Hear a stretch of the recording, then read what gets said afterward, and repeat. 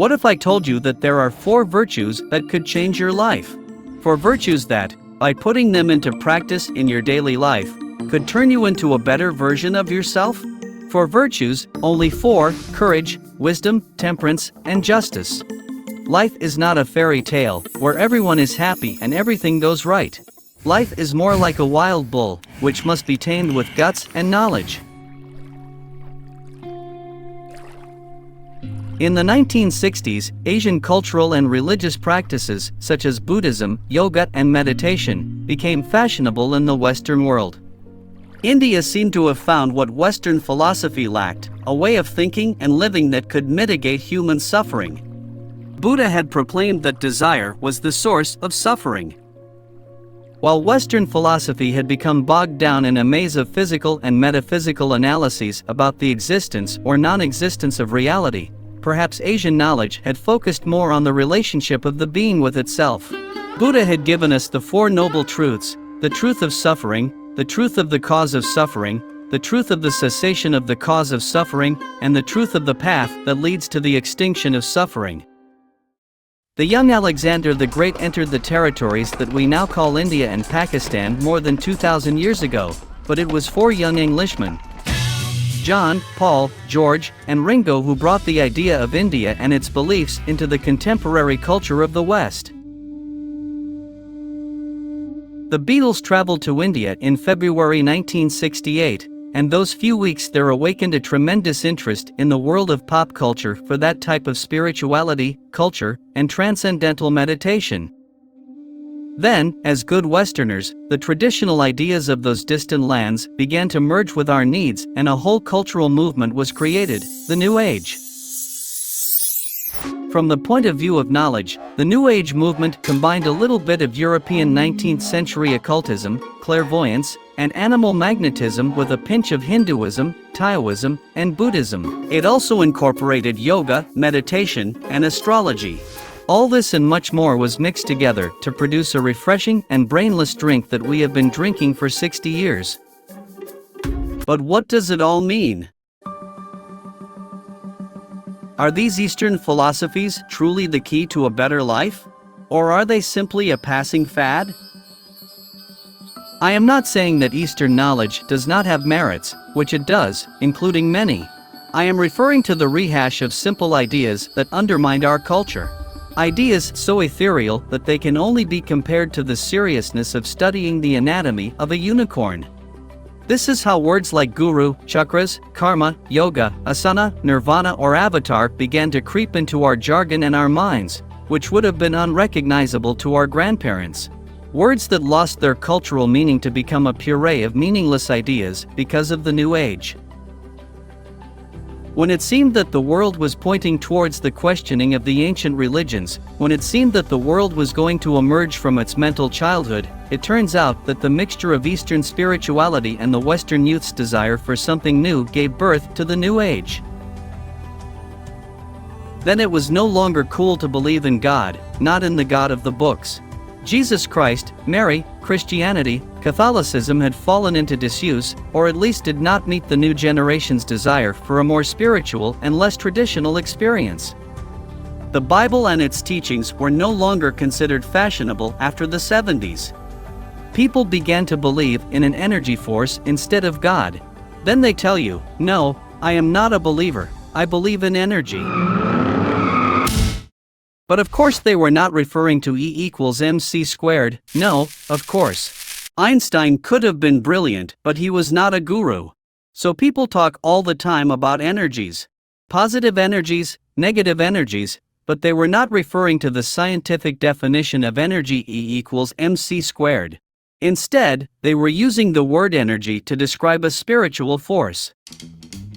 The concept of the soul often carries connotations of antiquity and traditionalism, which is why it has been metaphorically refreshed with a new coat of white paint. In contrast, the term energy sounds more contemporary and aligns with the principles of science and the modern technological world. However, there exists a significant distinction between the two, soul and energy. Traditional monotheistic religions, such as Judaism, Christianity, and Islam, have developed a rich cognitive framework over time, which this New Age version lacks due to differences in historical development and philosophical studies. We may identify as atheists, but we cannot deny the significant theoretical, theological, and methodological contributions made by figures like St. Augustine in the 4th century or the theologians of the School of Salamanca in the 16th century. In the New Age movement, a fusion gave rise to a unique blend of ideas that greatly influence our contemporary perception and behavior. For example, concepts like the ego is the original sin that must be combated, or the ego is responsible for your misfortunes, you must detach from it to attain enlightenment, have emerged. In many instances, individuals confuse egocentrism with the essence of self, the ego. Given that true detachment or reaching nirvana is incredibly challenging, or even impossible, New Age practitioners often engage in posturing. They pretend to have achieved a higher level of ethics than those around them, often characterized by changing common greetings, like hello, to namaste, among other affectations. In most cases, this is merely a facade to satiate the very ego they claim to have transcended, as they strive to position themselves as superior to those in their proximity. Their ultimate aspiration is not nirvana but to become a guru. It's interesting to note that the same generation promoting detachment from the ego and the pursuit of mystical energy also tends to assert their opinions as if they were absolute truth, and their personal feelings as irrefutable evidence. They exhibit such egocentrism that they insist on choosing their own pronouns. I don't hold any objections to the profound wisdom found in Eastern philosophies. However, I am more critical when people cherry-pick bits and pieces from various sources to construct a feeble and contentless figurine, a sort of New Age mishmash that claims to encapsulate millennia of knowledge.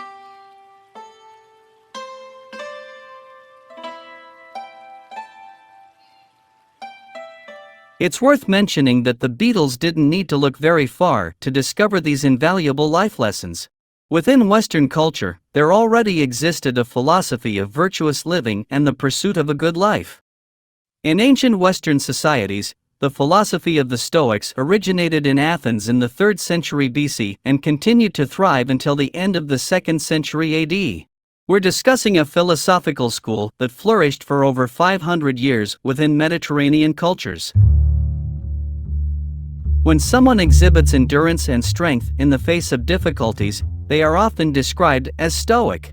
Saying so-and-so is stoic is a way to emphasize their tough and resilient qualities, sometimes to the point of appearing unresponsive to pain or pleasure.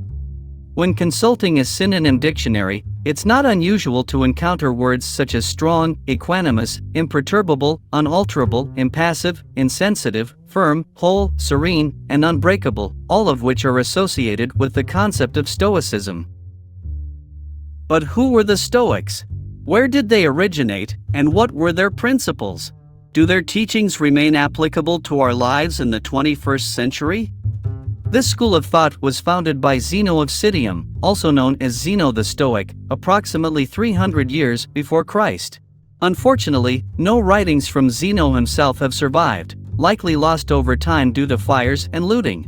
Nevertheless, we are aware of some of Zeno's works, such as On Life According to Nature. The earliest stages of ancient Stoicism come down to us in the form of small and fragmented texts.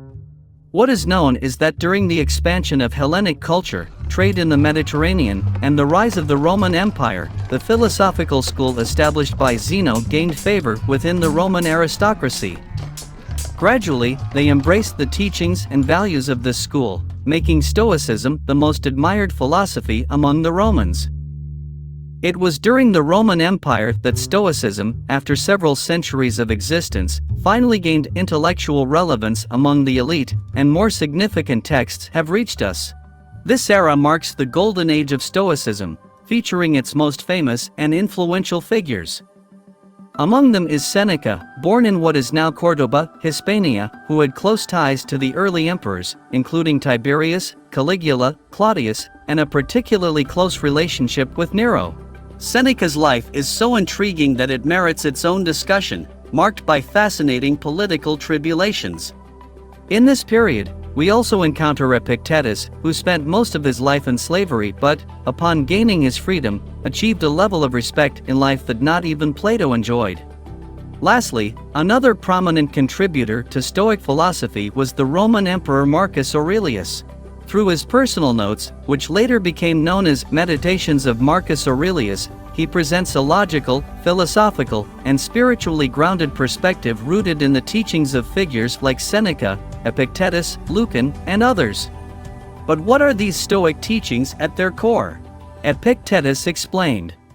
Philosophy does not promise to secure anything external to humanity, otherwise, it would entail acknowledging something beyond its true scope and subject matter. Just as a carpenter's material is wood and a sculptor's material is bronze, the object of the art of living is the life of each individual. So, it's the art of living. But what constitutes a virtuous life? Well, the Stoics advocate 4 virtues for leading a good life. Wisdom, essential for navigating complex situations. Temperance, enabling us to restrain and moderate desires and pleasures that hold no significance for a virtuous life. Stoic temperance involves resisting excessive desires and finding a balance between pleasure and pain. Courage, which empowers us to act with integrity every day, accepting risks and doing what's right under all circumstances. Justice, without which the other 3 virtues would lose their meaning. Justice instructs us to be brave, wise, and temperate so that we can serve others and contribute to making the world a better place. Even though Robert Baden-Powell, the founder of the Scouts, was not a Stoic, his farewell letter carries a Stoic essence. Baden-Powell wrote, "Be contented with what you have got and make the best of it. Look on the bright side of things instead of the gloomy one. But the real way to get happiness is by giving out happiness to other people. Try and leave this world a little better than you found it, and when your turn comes to die, you can die happy and feeling that at any rate you have not wasted your time but have done your best. Be prepared in this way, to live happy and to die happy."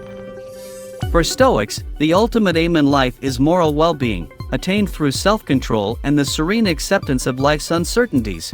In this aspect, they share a common principle with Chinese Taoists, the importance of acceptance, of perceiving life as it is and responding accordingly. In Greek philosophy, this state was termed ataraxia, which literally translates to absence of disturbance or imperturbable. It signifies a condition of tranquility and freedom from distress, achieved through the cultivation of self-discipline and embracing what lies beyond our control. Ataraxia represents a state of emotional equilibrium, where one remains unperturbed by negative emotions like fear, sorrow, anger, anxiety, and worries. Instead, they lead a life guided by serenity and composure, empowering them to confront challenging situations with clarity and determination. Stoics believed that achieving ataraxia was crucial for leading a virtuous life and attaining happiness. This state was earned through the practice of meditation, reflection, and the study of Stoic teachings, emphasizing the acceptance of things as they are rather than resisting them. Aspiring to ataraxia was an ongoing pursuit, regarded as a goal achieved through continuous personal development. While this all sounds appealing, how did the Stoics propose to tackle this demanding endeavor? They teach meditation and reflection. Stoics practiced meditation to enhance their focus and cultivate a clear and composed mind. Their meditative practices encompassed both reflective and contemplative approaches. Reflective meditation involved self-examination, exploring one's behaviors, actions, and thoughts that might diverge from Stoic principles and their 4 foundational virtues. Contemplative meditation, on the other hand, centered on the study of nature to foster virtuous thinking. Another crucial aspect is acceptance, which involves viewing situations from a broader perspective and embracing them as they are, rather than engaging in resistance. For instance, let's consider the scenario of a loved one's passing. Contrary to popular belief, a Stoic does not perceive this as a cold or alien event. They acknowledge it as a challenging and emotionally charged situation. The Stoic does not suppress the natural feelings of pain and sadness that arise in such circumstances. Instead, they accept and experience these emotions while simultaneously seeking to comprehend the transient and ever-changing nature of the world. Their aim is to broaden their perspective and recognize that, although death brings them pain, it is an inherent part of life. They strive to embrace the concept of death and avoid clinging to the notion that it shouldn't have occurred. The Stoic comprehends the ephemeral nature of things. In this contemplation, they meditate, reflect, and uncover these underlying truths. Stoic acceptance involves the capacity to acknowledge difficult or challenging situations as they are and to search for the truths within them, enabling them to live in accordance with Stoic virtues and attain ataraxia. Another essential tool in Stoicism is self-discipline, which helps control your emotions and thoughts, preventing you from succumbing to reckless impulses. The Stoic recognizes that self-discipline is the wellspring of self-control. It's relatively easy to be virtuous in moments of joy, but without the practice of self-discipline, virtuous action in critical situations becomes nearly impossible. Self-discipline encompasses a wide range of behaviors, from the simple act of rising early and persisting in our tasks despite discouragement or laziness, to maintaining composure in emotionally charged situations, avoiding succumbing to petty human impulses, and upholding Stoicism's core principles. Self-discipline also includes self-awareness, the ability to monitor one's actions and thoughts, and the readiness to correct them when necessary, ensuring a clear and balanced mind, even when facing challenging emotions or circumstances. Stoics also emphasized the exercise of virtue. In this context, Stoic virtue meant consistently applying the four pillars of Stoicism: wisdom, justice, courage, and temperance, systematically in everyday life. Stoics employed various mental exercises as tools to help them navigate challenging situations with composure and serenity. They created mental scenarios, allowing them to envision and practice their responses to difficult circumstances before they unfolded.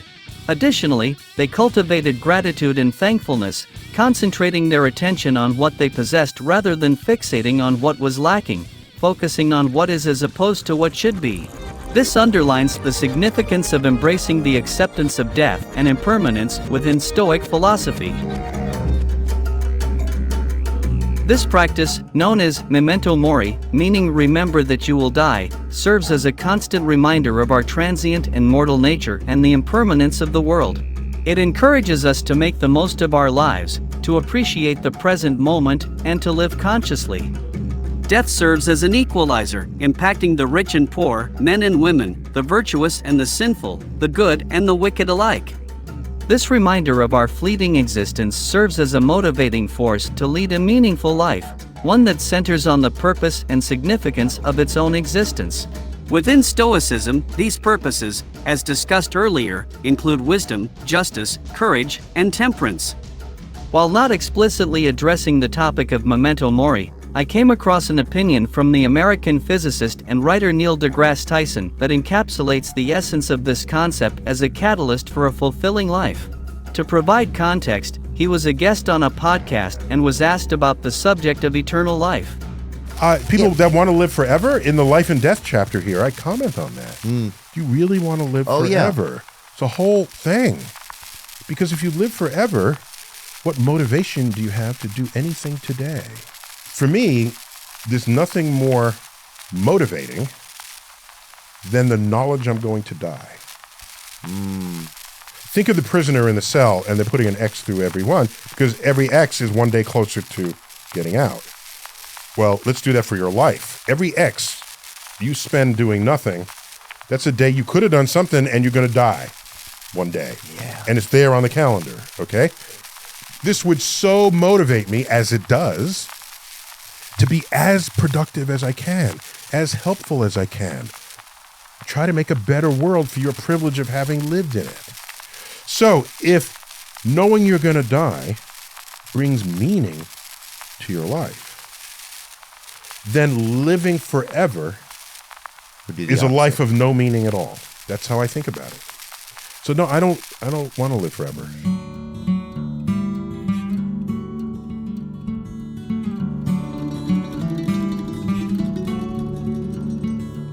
Living life is a daunting task for humans, arguably one of the most formidable challenges we face. It involves grappling with life within the constraints of our own limitations, akin to dwelling within oneself.